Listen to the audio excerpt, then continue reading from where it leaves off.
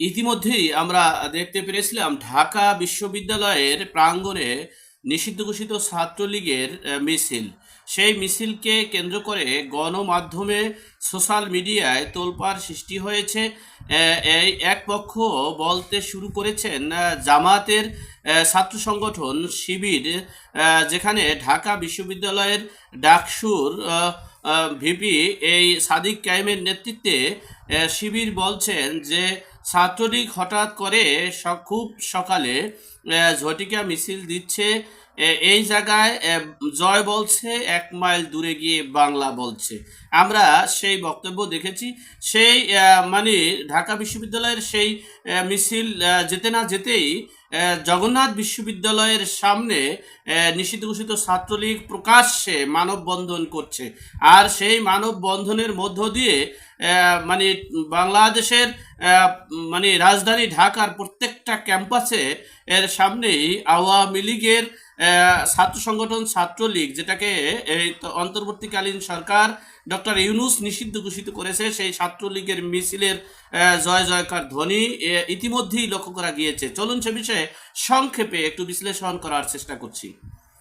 দেখেন, এই ছাত্রলীগ সেই ছাত্রলীগ যে ছাত্রলীগের নেতৃত্বে পেয়েছে বাংলা ভাষা, পেয়েছে স্বাধীন সার্বভৌমত্ব রাষ্ট্র, পেয়েছে এই রাষ্ট্রের গণতন্ত্র, সংবিধান, বিধিবিধান, এই সেই ছাত্রলীগ। যাই হোক, সেই ছাত্রলীগকে নিষিদ্ধ করেছেন ডক্টর ইউনূস। এই নিষিদ্ধ করার পরেই অনেকেই ভেবেছে, অনেক নতুন নতুন রাজনীতিবিদরা মনে করছিলেন যে আওয়ামী লীগ ছাত্রলীগ শেষ হয়ে গেছে, আওয়ামী লীগ ছাত্রলীগ এদেশে আর আসতে পারবে না, এদেশে নেই, এদেশে আর প্রতিষ্ঠিত হতে পারবে না। অনেকেই আবার বলছে যারা আগে ছাত্রলীগ করেছে, যারা আগে আওয়ামী লীগ করেছে, তারা আমাদের দলে আসতে পারবে, আমাদের দলে যোগ দিলে তারা রাজনীতি করতে পারবে।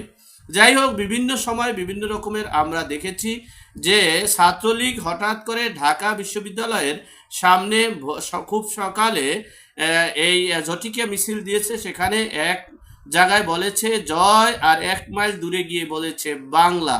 সেটার আমরা ক্রিয়া প্রতিক্রিয়া দেখেছি। ইতিমধ্যেই আপনারা দেখতে পেরেছেন ঢাকা বিশ্ববিদ্যালয়ের পরই আমরা দেখতে পেরেছি ঢাকা বিশ্ববিদ্যালয়ের কাছাকাছি, আপনারা জানেন, সদরঘাটে এবং জজকোর্ট প্রাঙ্গণের পাশেই জগন্নাথ বিশ্ববিদ্যালয়। সেই জগন্নাথ বিশ্ববিদ্যালয়ের সামনে ছাত্রলীগের নেতৃত্বে তাদের দাবি, তাদের দাবি দেওয়া এবং দেশের যে অরাজকতা, বিশৃঙ্খলা এবং ডক্টর ইউনূসের যে কালো আইন, সেই বিষয় নিয়ে প্রকাশ্যে ছাত্রলীগ মানববন্ধন করেছে। আর সেই মানববন্ধনের পাশ দিয়ে অনেক সাধারণ ছাত্রছাত্রীরা সবাই যাওয়া শুরু করেছে, যাচ্ছে, দেখছে, কেউ তাকাচ্ছে, কিন্তু প্রতিবাদ করার মতো কেউ ছিল না সেখানে। একবারে বলাই যেতে পারে যে এককভাবে কর্তৃত্ব স্থাপন করেছে ছাত্রলীগ জগন্নাথ বিশ্ববিদ্যালয়ে।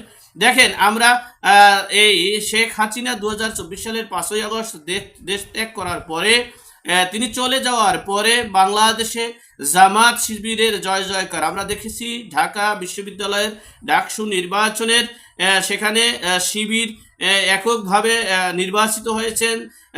জগন্নাথে, জাহাঙ্গীরনগর সহ সকল ক্যাম্পাসে জামাতের উত্থান ঘটেছে, মানে শিবিরের উত্থান ঘটেছে। কিন্তু রাজনীতির প্রাঙ্গণে শিবিররা কেন প্রতিবাদ করতে পারছেন না? এখানে এই জগন্নাথ বিশ্ববিদ্যালয়ের সেই শিবিরদেরকে আমরা দেখছি না নিষিদ্ধ ঘোষিত ছাত্রলীগের মিছিলকে প্রতিহত করার জন্য।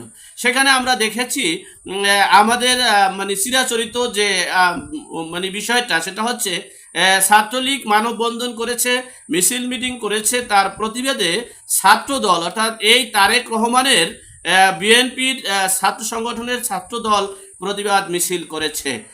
কিন্তু সেখানে এত জামাতের শিবিরের এত উত্থান, সেই জামাত শিবিরের উত্থানের মিছিল মিটিং আমরা দেখি নাই, প্রতিবাদ দেখি নাই।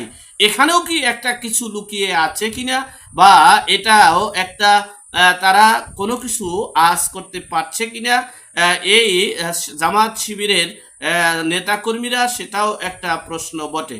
তবে বাংলাদেশের প্রত্যেকটা ক্যাম্পাসে এবং প্রত্যেকটা এলাকায় হঠাৎ করে ছাত্রলীগের সেই মানে পূর্বের ন্যায় তাদের শক্তি সামর্থ্যের যোগান ইতিমধ্যেই আমরা দেখতে পেরেছি তারা তাদের পূর্বের মতো যে মানে যেভাবে ছাত্রদের অধিকার, ছাত্র শিক্ষকদের যে অধিকার, সেই অধিকার বাস্তবায়নের জন্য যেভাবে আন্দোলন সংগ্রাম করা দরকার, ঠিক সেভাবেই তারা আবার পূর্বের ন্যায় শক্তি সামর্থ্য নিয়ে ইতিমধ্যেই আমরা দেখেছি ছাত্রলীগের সভাপতি মানে সাদ্দাম সাহেব তিনি প্রকাশ্যে হুমকি দিয়েছেন যে ছাত্রলীগের বিরুদ্ধে যারা আঙ্গুল তাকিয়েছে, আঙ্গুল তাকাচ্ছে, আঙ্গুল তাকাবে, তাদের প্রতিহত করা হবে, তাদের উচিত শিক্ষা দেওয়া হবে এবং বাংলার রাজপথে থেকেই তাদেরকে মানে উচিত শিক্ষা দিয়ে দেশের জনগণের, দেশের এবং দেশের ছাত্র সমাজের অধিকার রক্ষা করার জন্য ছাত্রলীগ মানে মাঠে আছে, মাঠে থাকবে এবং আপ্রাণ চেষ্টা করে দেশকে উদ্ধার করবে, সেরকমের একটা হুমকি ইতিমধ্যেই আমরা দেখতে পেরেছি সোশ্যাল মিডিয়ায়। তো সুতরাং একটা কথা মনে রাখবেন যে এই বুঝি আওয়ামী লীগ শেষ হয়ে গেছে, এও বুঝি আওয়ামী লীগ ছাত্রলীগ শেষ হয়ে গেছে, এদেশে আর আসতে পারবে না, যারাই আমরা মনে করছি আমরা বোকার স্বর্গে বাস করেছি, ইতিমধ্যেই সেই বিষয়টা স্পষ্ট হওয়া শুরু করেছে। আল্লাহ আমাদের সকলের সঠিক জ্ঞান দান করার তৌফিক দান করুক। বিস্তারিত আপনারা কমেন্ট বক্সে জানাবেন প্লিজ।